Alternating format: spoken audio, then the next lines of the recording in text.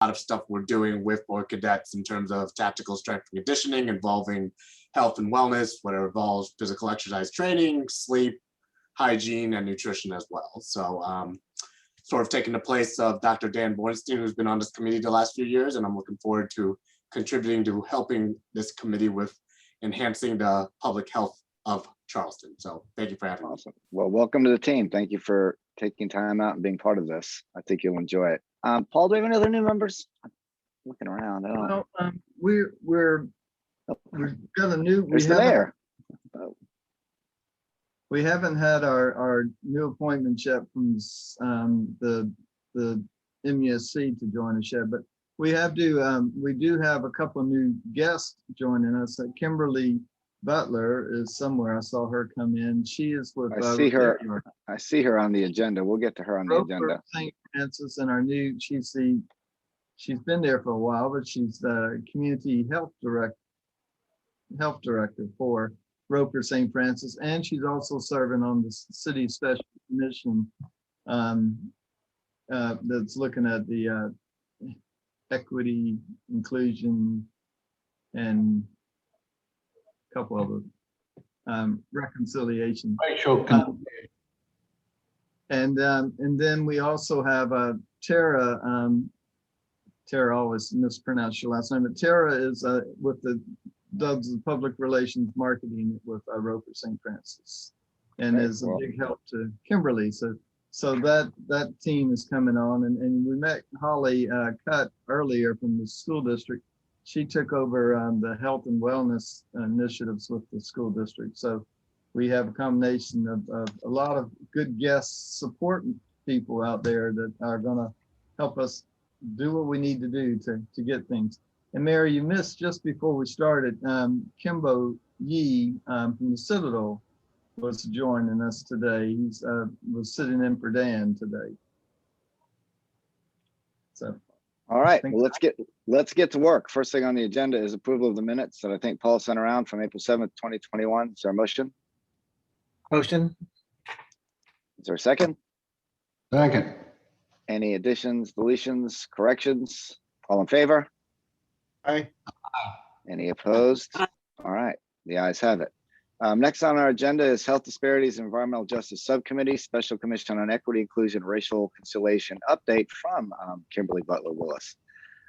So either Paul or Kimberly, I'm going to turn it over to you. Paul, you want me to just jump in? You got it.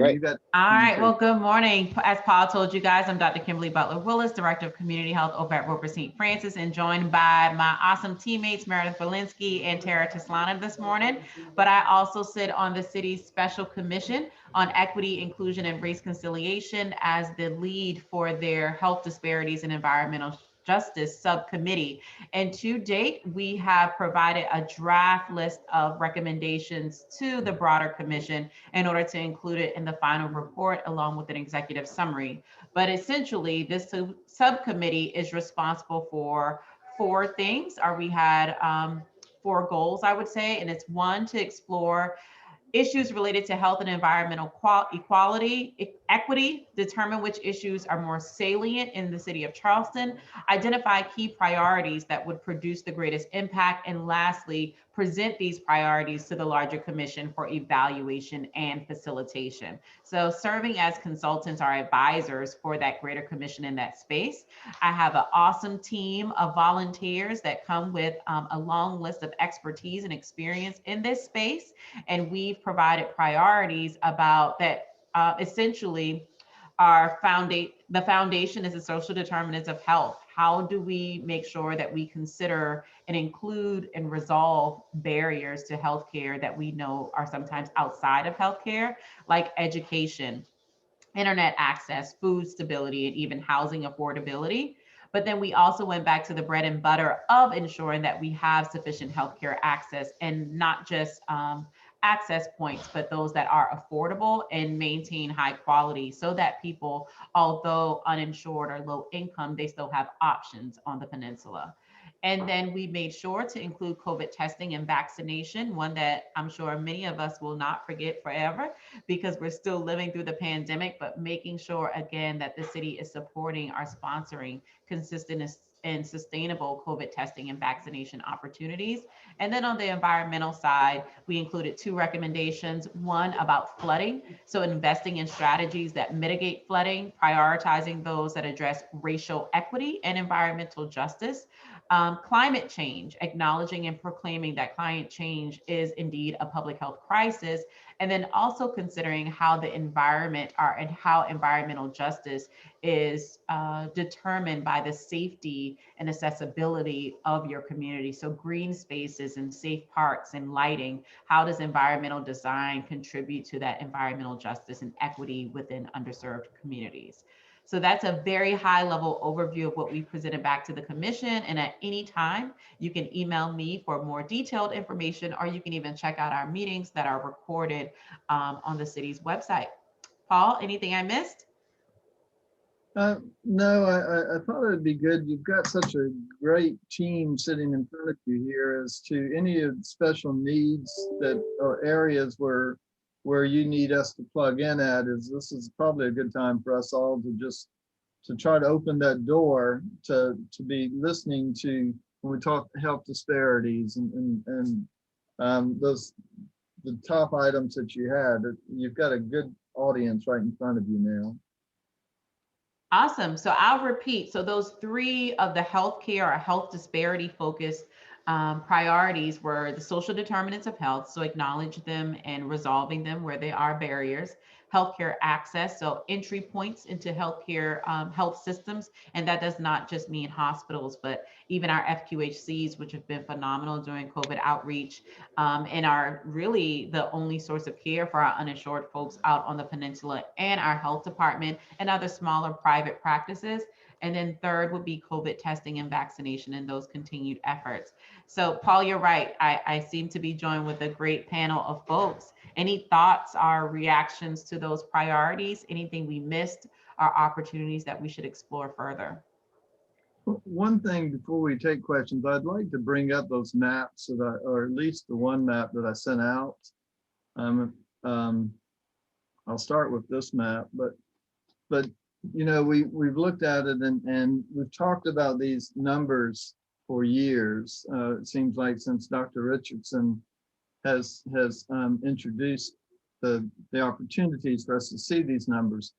And I guess we have to really start looking and Dr. Richardson is helping us now to try to identify some of those numbers, and especially up in the neck area, specific neighborhoods that we look at it. But where do you feel from your committee and maybe as a group, where do we start with this neck area with the 66.6 years of how do we start to turn the curve on moving this forward, adding years to these lives? That's the big discussion. I think a question that's going to be before our committee is how are we going to get into these communities and try to make these changes.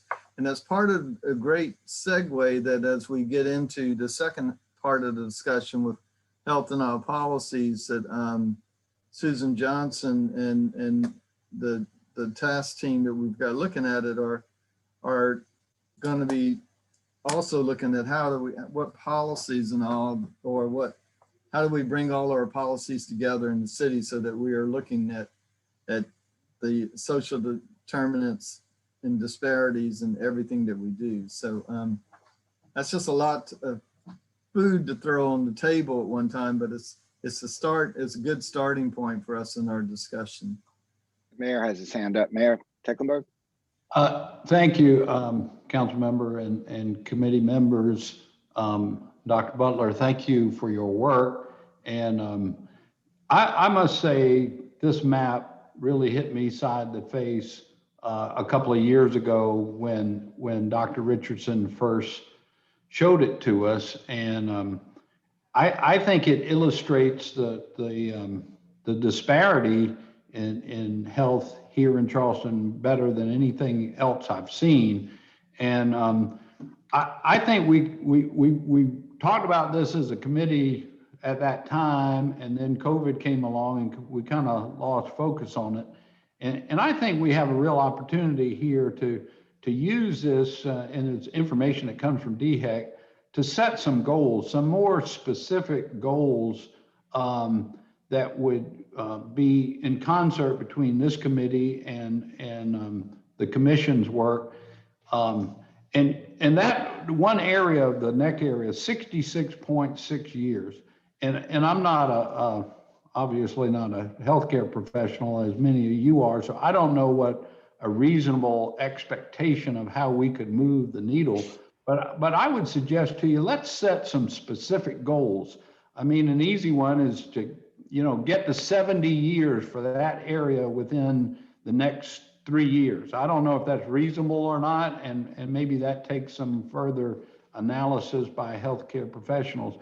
But have some specific goals to hold ourselves as a community accountable that we will then drill down on the specific action steps that will help move the needle, help move the goal to that's just such a glaring disparity that you could live on one side of the Ashley River and expect to live to 66 years, which I will be this year, versus right on the other side of the river, the expectation is 15 years longer, 81 years, right? Just separated by, you can see across the river. It's just an amazing disparity that I think now that we're getting past COVID, we ought to drill down on, set some specific goals, and then come up with the action steps to try to get us there and monitor it, and see year after year if we can really move that needle. It would be a terrific thing to try to do, in my opinion. Thank you.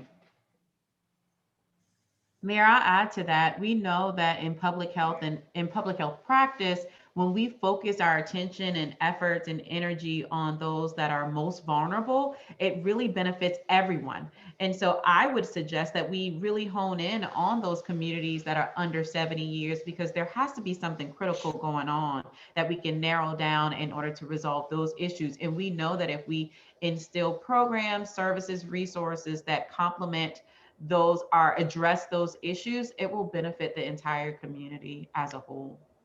But I would love to hear some feedback from others. A lot of that area is in the southern part of North Charleston. I would be more than happy to reach out to Mayor Summey and get him on board with us on a community effort. I think he'd be thrilled to be a part of it. So I've mentioned this before, but certainly one of the drivers, this is a complex problem, but one of the drivers is violence, and specifically gun violence. And that's a really effective way to raise that age, because you avoid a couple 20-something-year-olds dying, and that average lifespan is going to go up. So as you know, Mayor, we are starting a violence intervention program here at MUSC, hoping to be able to enroll our first clients this summer, led by Dr. Ashley Hink, who you all have heard from. But we are going to need broad community support, which will look like, a separate committee that involves folks from Roper and other places, but also financial support or philanthropy from members of our community to help us expand those efforts. I was just going to ask that same thing. I'm so glad you brought that up. And Dr. Richardson, I don't know if I know you had a lot to do with this map, but can we drill down into the data to really understand the causes of death in these different areas? Because I think that would be really helpful as we start to think about strategies, for example, the violence prevention. Katie, You out there? If you can respond to that. She's on the phone and away from her office. Oh, okay. We'll circle back on that with her. I suspect, Susan, the answer to that question is yes. I mean, if you know what the mortality rates are and you can put years on them, someone's gone back and looked at each one of those. And I think there's probably multiple causes, probably even for some individuals, but the gun violence seems pretty obvious to me. Yeah, and it would even be interesting to see how that's changed just in the past year with COVID. Right. I mean, income disparity, food deserts, first and last mile opportunities for mobility. All those things exist, I think, in those communities that we could look at. So I agree with you, Mayor. We should set some metric goals and lean on our experts to see what a reasonable number is, but the higher the better, right? I mean, we just need to really go to work. And it's just as stark as it can be sitting right there in front of us. I mean, you can't miss it. So I'll add in the, oh, I'm sorry. Go ahead. please. I'll add in the chat box. So DHEC has a data analysis website scan that allows you to see the death causes of death by zip code. You can do it by county, or you can even do it by health department region. And so if it's something that you want to, I know Dr. Richardson could probably run these in her sleep, but that's the link to the site if you want to jump in and try to explore some things on your own. Thank you. Thank you. Thank you, Kim, for bringing that up. Can you hear me now? Yeah, Yeah, hey, we Dr. got you Richardson. loud and clear. Sorry, I had to figure out some *6 to get off of mute. But yes, what Kim said is, I think, a great place to start. And we have a whole team now, really, that started up just prior to COVID, and led by Josh Fellner, who I think would be happy to join this meeting at some time in the future when we have time to really help us to drill down and to understand what it is that DHEC would be able to do with the data that we have in a variety of, different topics. We have a ton of data and really are just beginning to work on how best to present that to the community, and hearing from the community what is needed would I think be a great place to start. So thanks for this discussion, and I agree, Mayor, we absolutely would love to work with the city and the Tri-County area on moving the needle on these disparities in life expectancy. So thank you for making it a priority. Great, thanks. Mr. Chairman, could I suggest that we get a few of our healthcare professionals to come back to this committee in the next meeting or two, depending on how long it takes them to recommend some attainable specific goals for these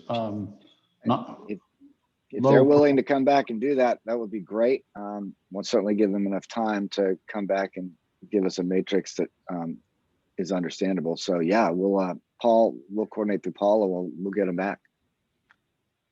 That would be great. Awesome. Yeah, good idea. All right. Any other questions for Kimberly or anybody from her team? Thank you so much for taking time out this morning and speaking with us. We'll look forward to hearing back from you in your many different roles that you play in the community. So thank you for your service today and on the Equity Commission and on this health disparity issue. It's something I think everybody on this committee has really been struck by, and in our own ways, we'd like to attack it. And we need some guidance. So we'll probably be leaning on you for that too.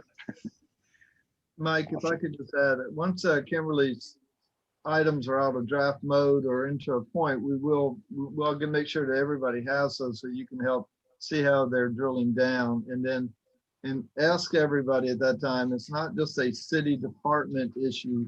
It's a community issue of how we work together, not in silos, but community, nonprofit, members, city, all of us working together. So when you get this form, we hope that you'll say, hey, I can do this and I can do that to help out with it, because that's what we really need is a team approach. Well, it seems to me that there's no better place to start on the leadership role in this than the group that's around this, the computer that I'm looking at right now. I mean, this is going to take some leadership. So let's accept that mantle and let's go to work.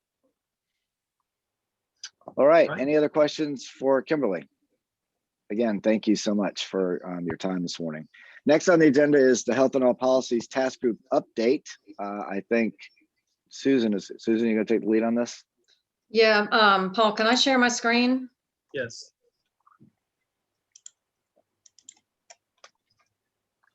All right. Can y'all see my screen now? We can. Yeah. Okay, great. So I know we've talked about this in past meetings, and I don't want to be redundant, but there are some folks who maybe haven't heard about what we've been doing over the past several months. But this committee put forth a motion to City Council several months ago to support a health and all policies approach to the city plan, the development of the new 10-year city plan. And really, I think that was just our first step, just, putting a toe in the water of how we can start to consider everything that we do through this lens of health and health equity. And we just felt like the timing was right. to at least tackle the city plan since that was looming in front of us. So we convened a subcommittee and we had an unofficial meeting in February just to kind of brainstorm how we could move forward with this. Members include myself, Paul Wieters, Mike Seekings, Meredith, Joey, Katie Richardson. Am I missing anyone? And of course, we welcome others. Oh, and Lori Yarborough. I don't know if Lori's on the call, but a great addition to our group. And at our first meeting, we discussed, what is our goal? And I think, it was great to hear Dr. Butler speak about her work and the commission's work, because there's so much overlap, and it just really is elevating the need for us to bring this forward in every way we can.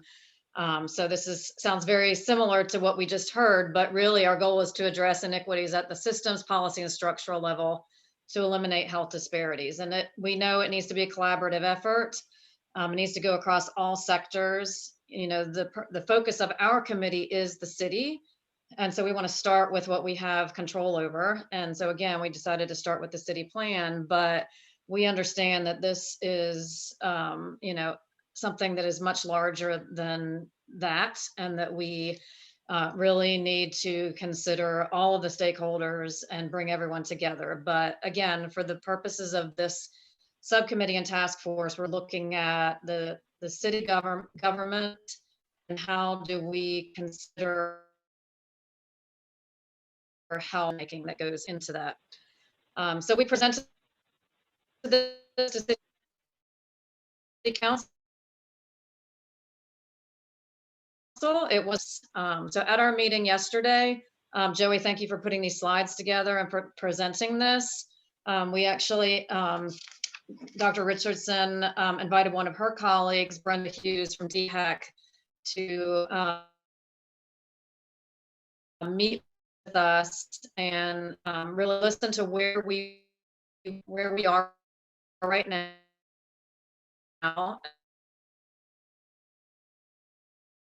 and talk about our strategy. So we first really just discussed the city plan. What is it? And I think all of us agree that these elements to address in a 10-year plan, and that each one of these we can envision an impact on human health. And so we think that it's very appropriate that we provide input into this plan before it is actually finalized and adopted by city council.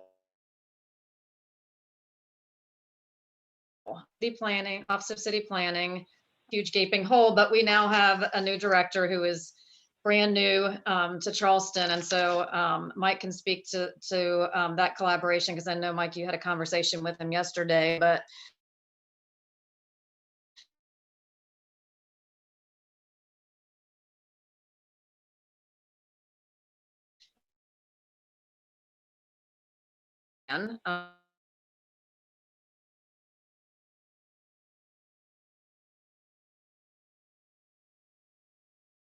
we did that purposefully so that we would have a better understanding of what the community and also kind of where the city planning office was in terms of writing this plan and the draft.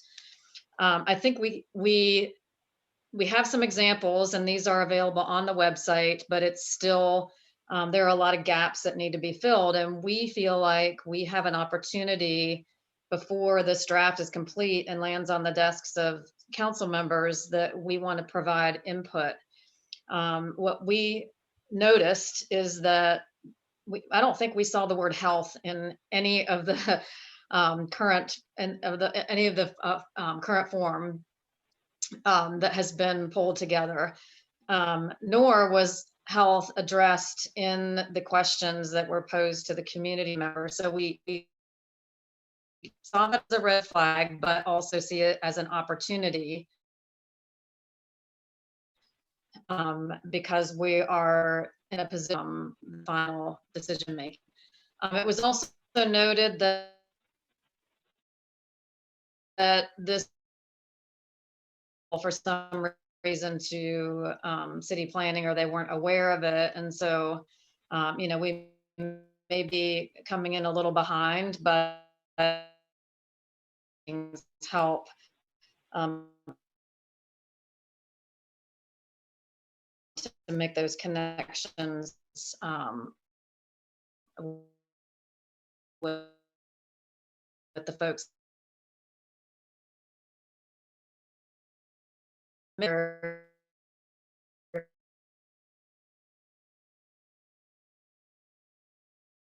on a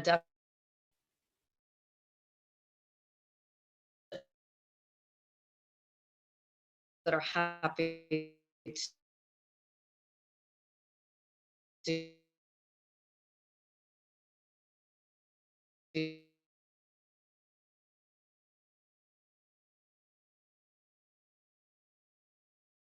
there and options and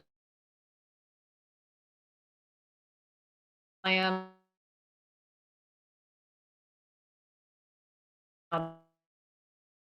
because we know this is moving forward pretty quickly.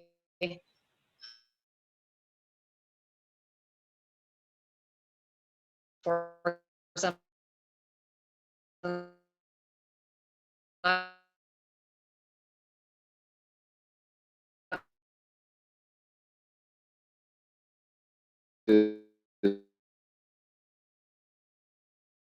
I think what you've getting Paul actually on it and sent over to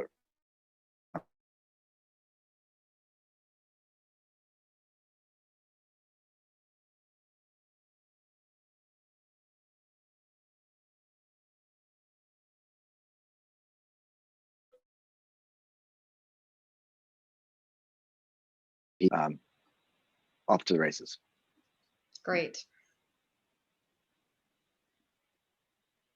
Anyone have any comments, questions, feedback?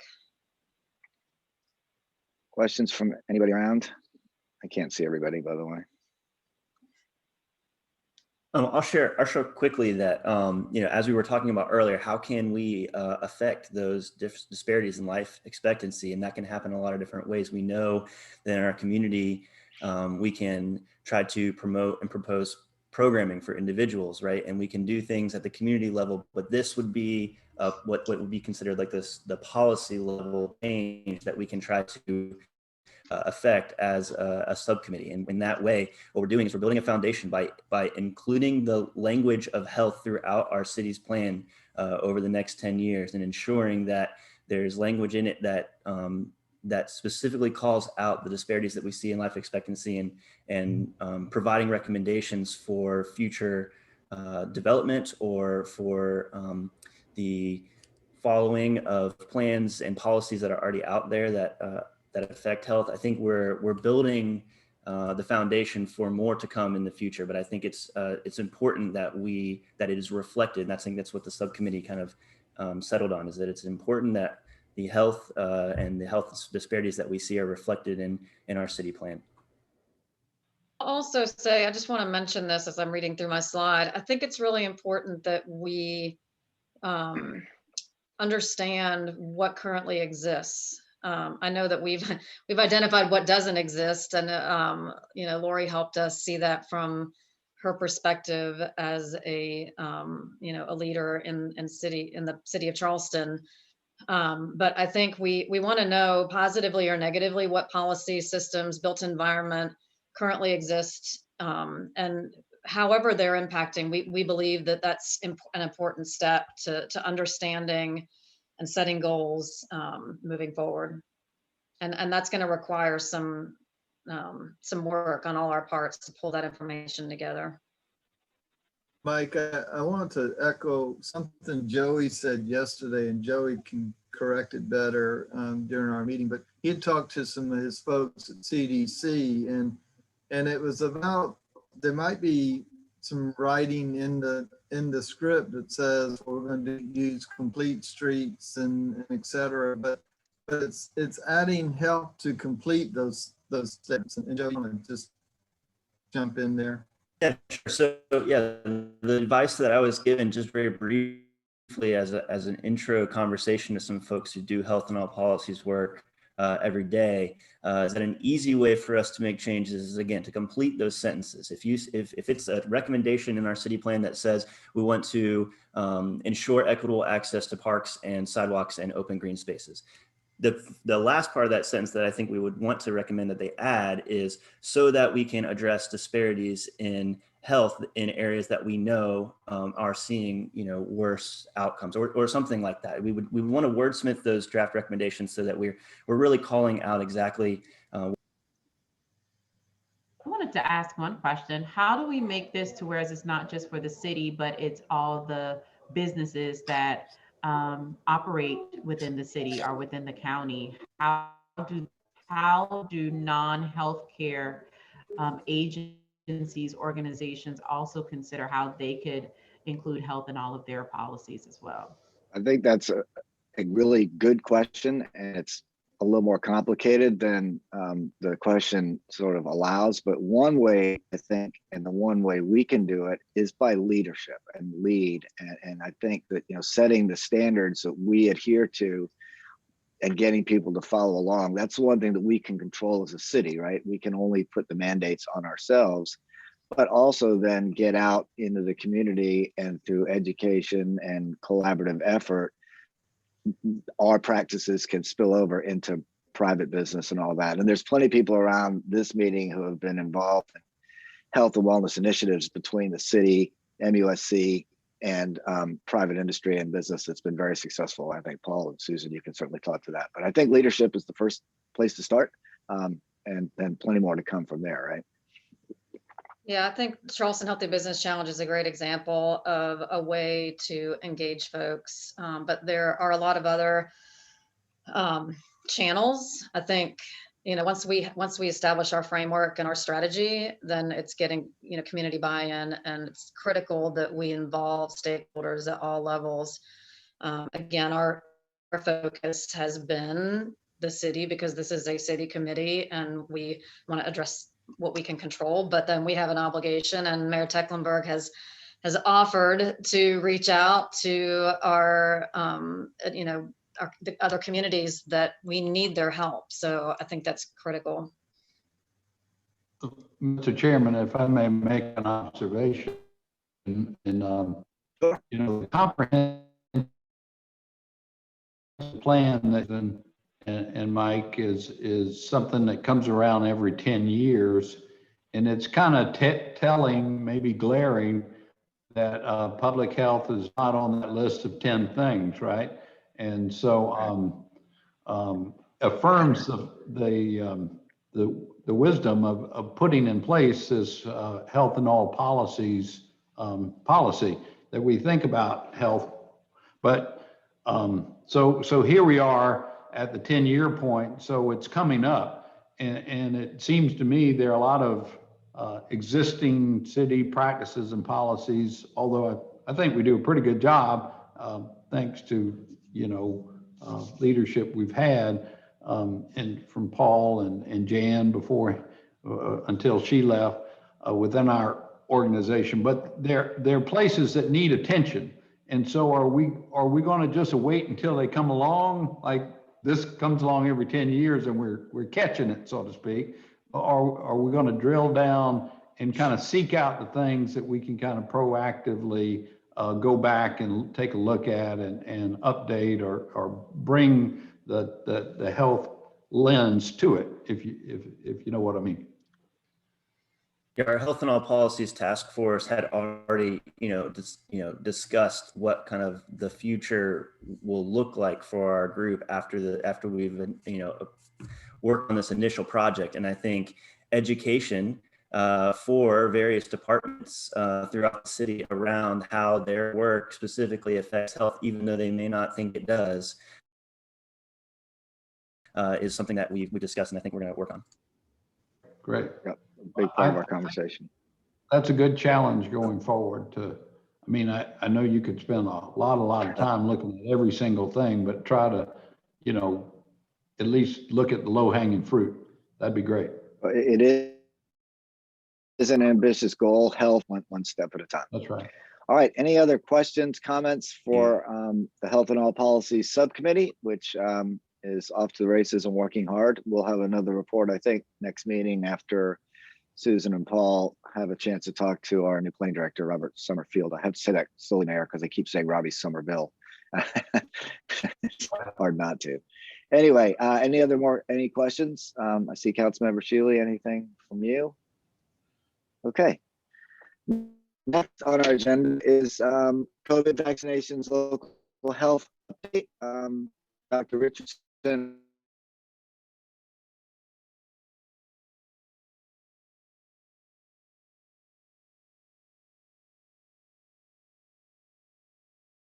Is COVID vaccinations, local health update. Dr. Richardson, just one more thing, which is pretty easy. Okay. All right. Great.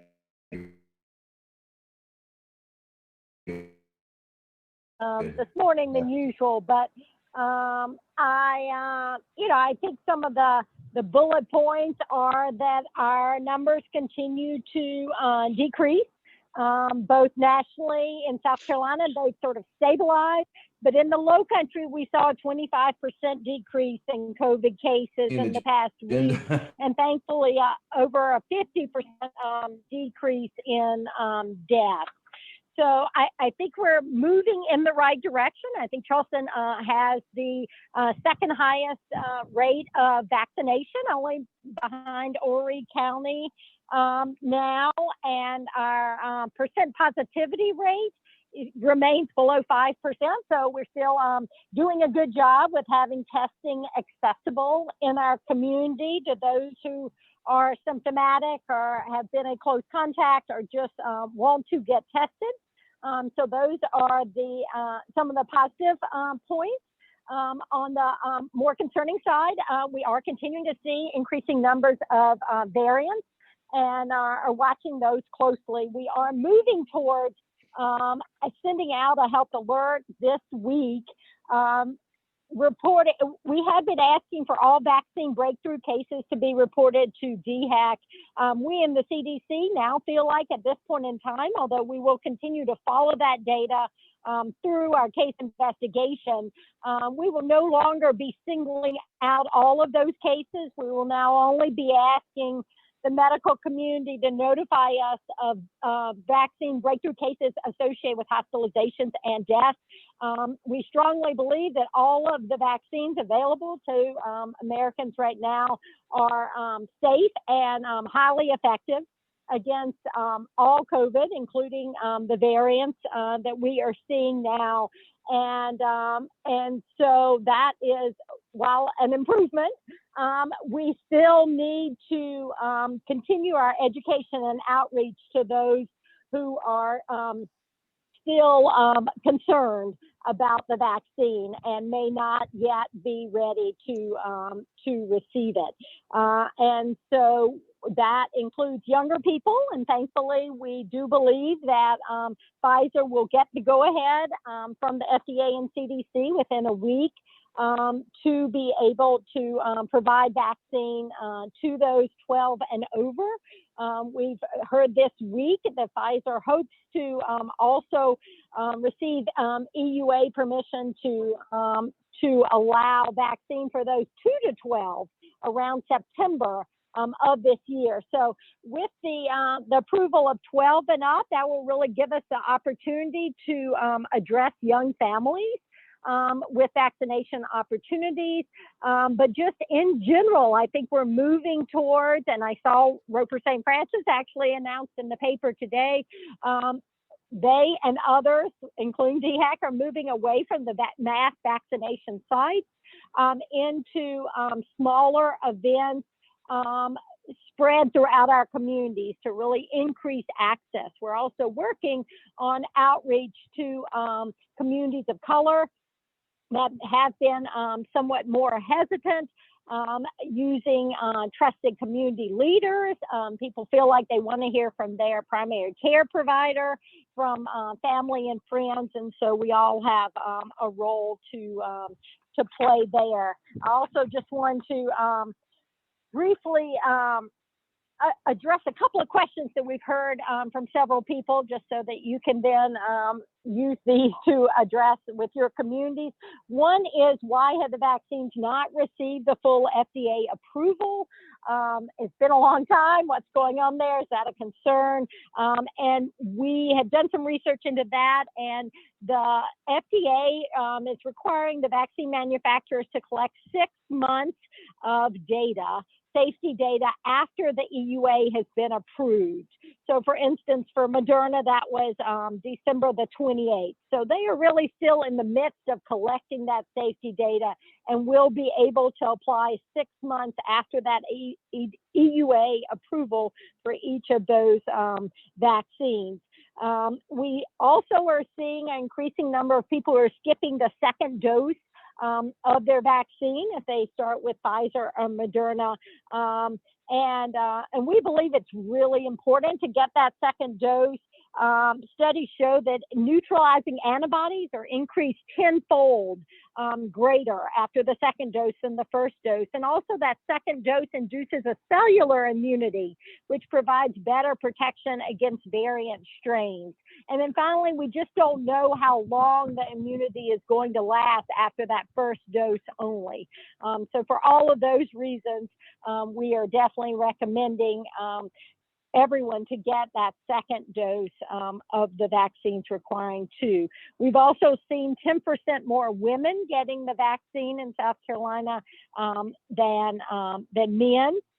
And so we hope that vaccine clinics that might be on site at workplaces may be helpful with that, as well as I said, the peers and role models advocating for the vaccine and their experience with it.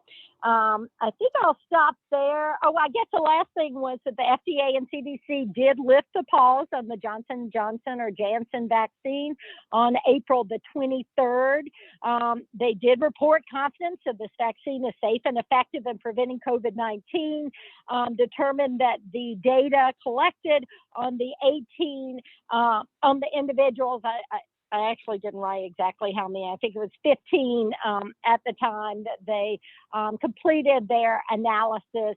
Was certainly, it is a serious side effect, but it's just so rare that the risk of what is termed now thrombocytopenic syndrome is certainly less than the risk of getting COVID and the hospitalizations and deaths that we've seen associated with that. So the FDA and CDC will remain vigilant and continue to investigate this risk, and the fact sheet has been adjusted to reflect those concerns and symptoms to look out for those who may need to seek medical evaluation. But I think I'll stop there, and I'm happy to answer any questions. Any questions for Dr. Richardson? Okay, Mayor Tecklenburg? Yeah, I've got a question. This might be just a point of curiosity, but Dr. Richardson, as I watched the numbers over the last month, and thankfully they've been coming down, but I noticed in the media, mostly they report the confirmed number of cases and the confirmed number of deaths. And so I've been paying a little closer attention to the probable numbers. And it appears that compared to where we were, through most of the last year, that the percentage of probable has been increasing. So they'll report like 363 cases statewide, but there were almost 300 probable cases that really didn't get mentioned. So it kind of seemed to me like it's been skewing our numbers down. And am I just imagining that, or have you noted that? Is probable? I do believe probable is increasing, and I think that's a very astute observation. So generally, our probable cases are those where people saw an antigen test, so a rapid antigen test, rather than a PCR test.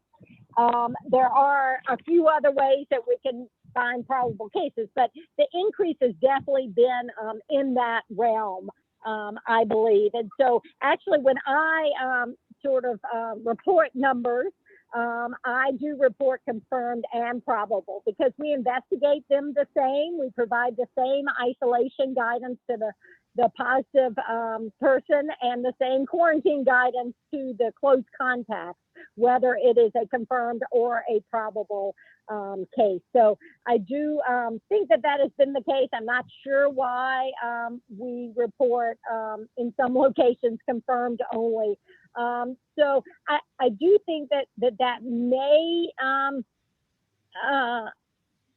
I still don't think that negates the fact that we are seeing some slight decreases in our cases. And we did not see the increase with spring break and the holidays that we were concerned that we might see. And so while I do believe that is a concern and we should be looking at both, I still believe that we are moving in the right direction. That being said, I believe that most public health experts, including myself at this point, agree that the vaccination is still our way out of this pandemic, and that we are still a long way from the 70% of adults getting at least one vaccine by July the 4th, which was the goal that President Biden has set this week, and I believe is a worthy one for us here locally as well. Thank you so much. Thank you. Any other questions for Dr. Richardson?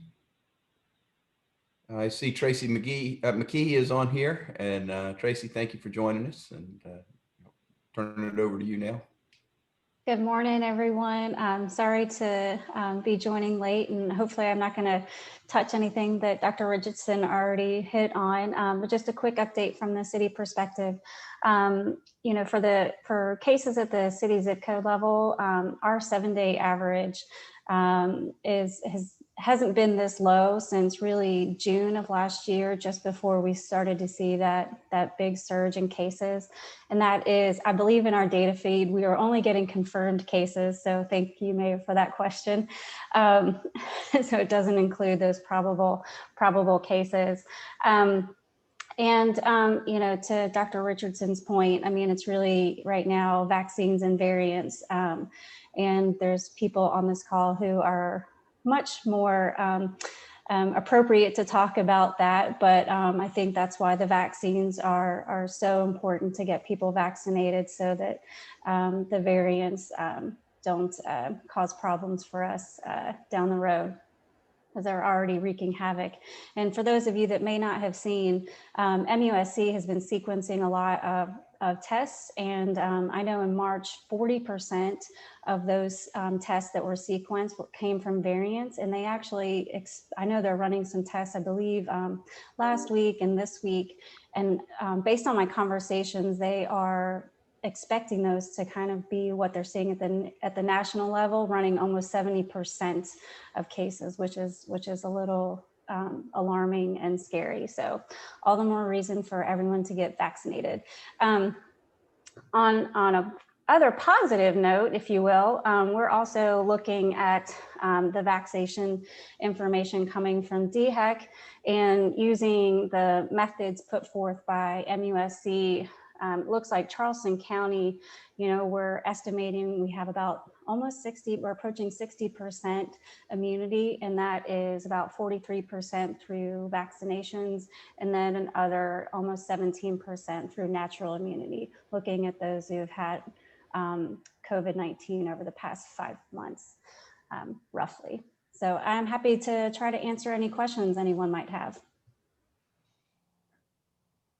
Any questions for Tracy? Thank you, Tracy. I appreciate that. And Holly, do you have anything from Charleston County you wanted to report? No, just and if anybody wants to know, just on my end with the health and wellness, we're getting ready to wrap up the wellness initiative with MUSC and Boeing and do our awards for the schools. Last year we didn't do the awards because of COVID. So we just dispersed the money evenly for all the schools that participated, but we are wrapping up the points and we're going to do everything virtually this year, but we are going to announce those top 3 school winners by the end of May. So you can look forward to that. But other than that, nothing else.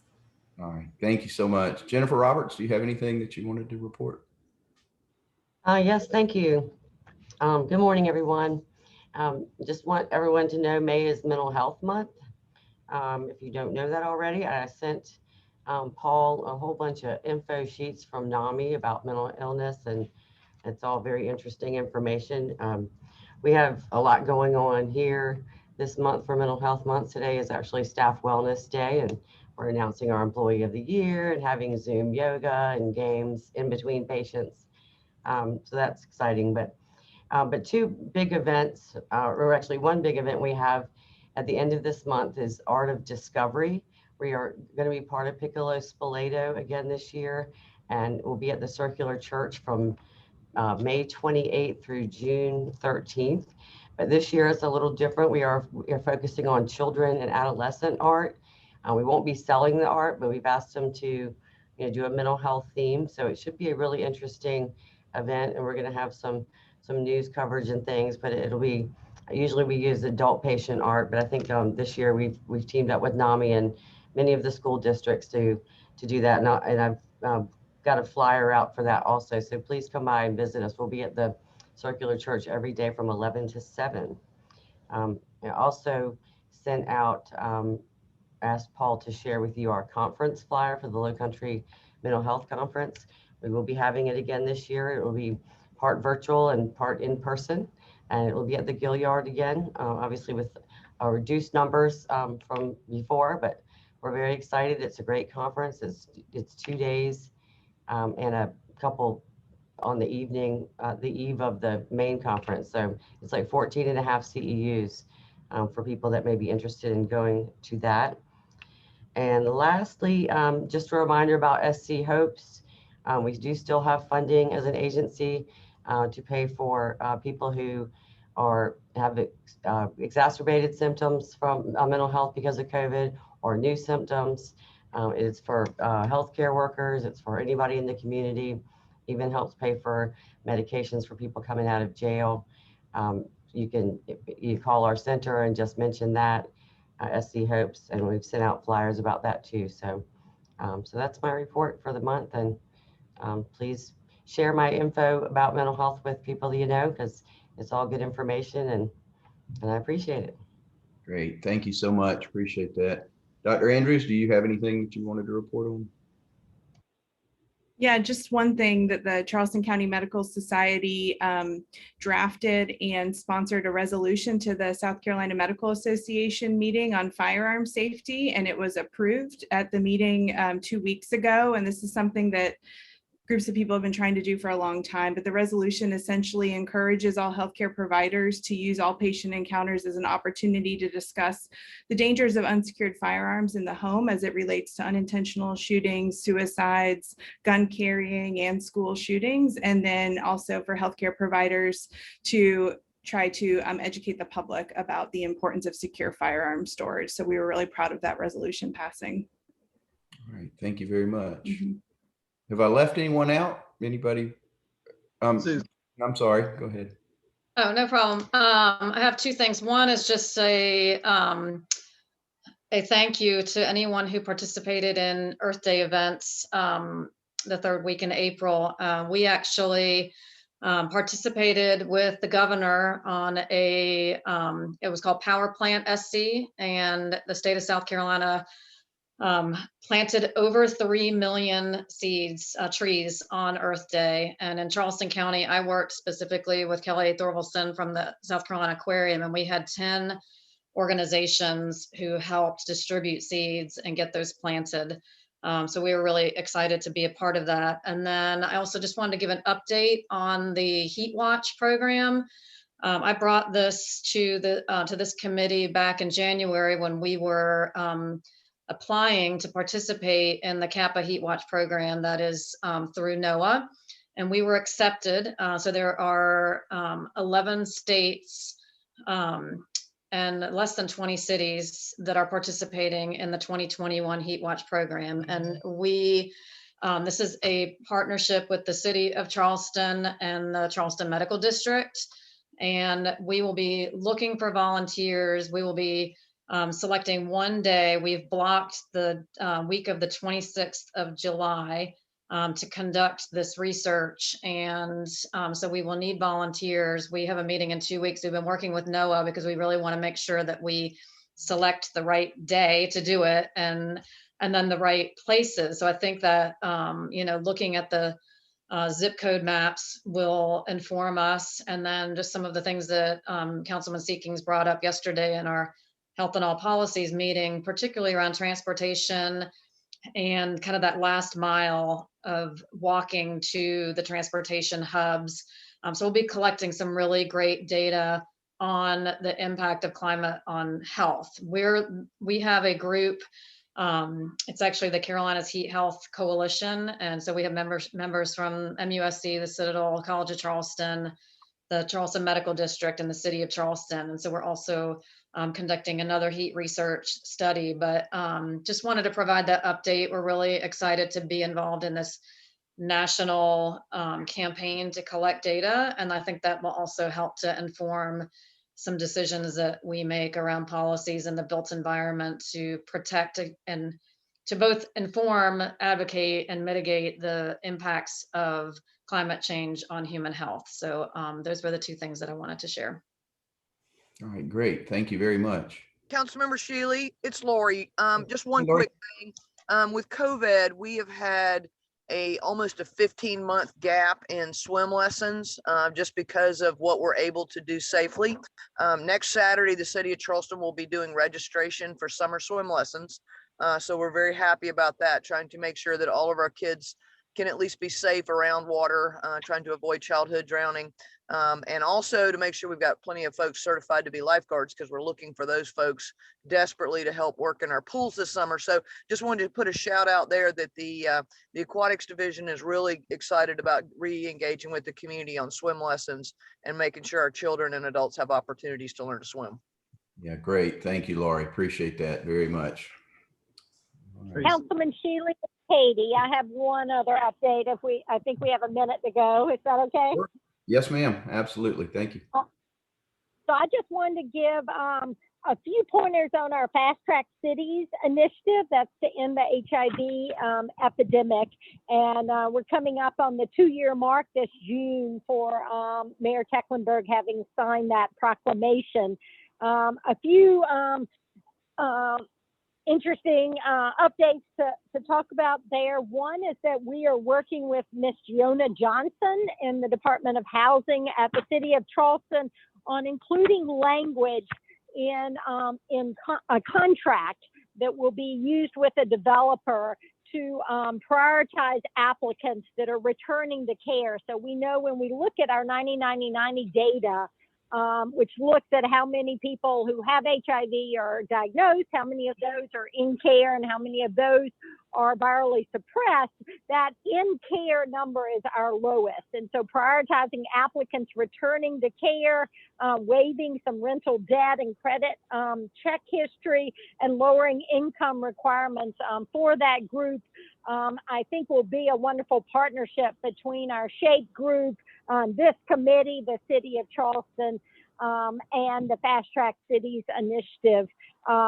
in addressing those numbers. Speaking of the data, we do hope to have our yearly data updated on the dashboard within the next month, and I would like to present that at our next meeting. And finally, Paul has agreed to reach out to Columbia. So DHEC is impressed with all this happening in Charleston and is hoping that Charleston could help Columbia, who's also a Fast Track City. Actually was one prior to Charleston, to begin to work on some of the initiatives that we have brought forth. And finally, Trident United Way, along with Shape and the Fast Track Cities initiative, is working on applying for a grant to train a group of community health workers who are people living with HIV or those at high risk that will assist in informing our next steps, as well as working with those out of care to return to care so that we are able to reach our goals. Thank you. All right. Thank you, Dr. Richardson. We appreciate that. Did you have something further? Tracy. Yeah, I had just one quick shout out to our emergency management team has been leading a whole city team in vaccination efforts, and there have now been almost 40,000 city-assisted vaccines that have taken place in the city of Charleston. So I just want to bring some sunshine to that and the amazing work that they've done. So thank you. Yeah, thank you. Great work. Thank you very much. Mayor Tecklenburg. Council member, I just want to pick up on a remark that Annie just made about gun violence and prevention. Unfortunately, in my opinion, the state Senate today is likely going to approve an open carry law in the state of South Carolina. I haven't spoken to any healthcare professionals who feel that that's a good thing for public health. Our police chief and other law enforcement professionals have all advised me that they don't feel like it's a good idea for public safety as well. Just an outside chance, any of y'all know Marlon Kempson is good, but if you know any state senators up there, it's not too late to give them a call or a text right now and let them know, because they're going to vote on that today. Thanks. Thank you, Mayor Tecklenburg. Paul? I want to finish with a couple of short things. Next week is Women's Health Week, National Women's Health Week. So for women, do what you can to spread the message that health checkups and doing things to help push yourself to a healthier start is very important. In the city, we're going to be doing walks during the week lunchtime with all of our women employees or anyone that would like to come out and help support getting everybody moving again. So we're going to be doing that at lunchtime. But just emphasize the more we can to talk about health in our workplace will only lead to a healthier workplace. So keep the message going. Then May the 16th is No Menthol. It's a National No Menthol Day. And it's just to remind people about the effects of tobacco products that are flavored and especially menthol and the harm it's doing to our children and our community. So we want to keep a close eye on all of that. And more importantly, I just want to again thank, this has been 15, 16 months, but what Dr. Richardson and the mayor and all of this big team has done for COVID, we can't thank you enough for your leadership. So thank you. All right. Well, thank you. Thank you to everyone. If there's nothing else, I just want to say thank you. I know your time's valuable, and we really appreciate the time that you give to this committee and the commitments that you give. So thank you so much. And if there's nothing else, we'll adjourn the meeting. Thank you. Thanks, everybody. It's a team effort. Thank you, everyone.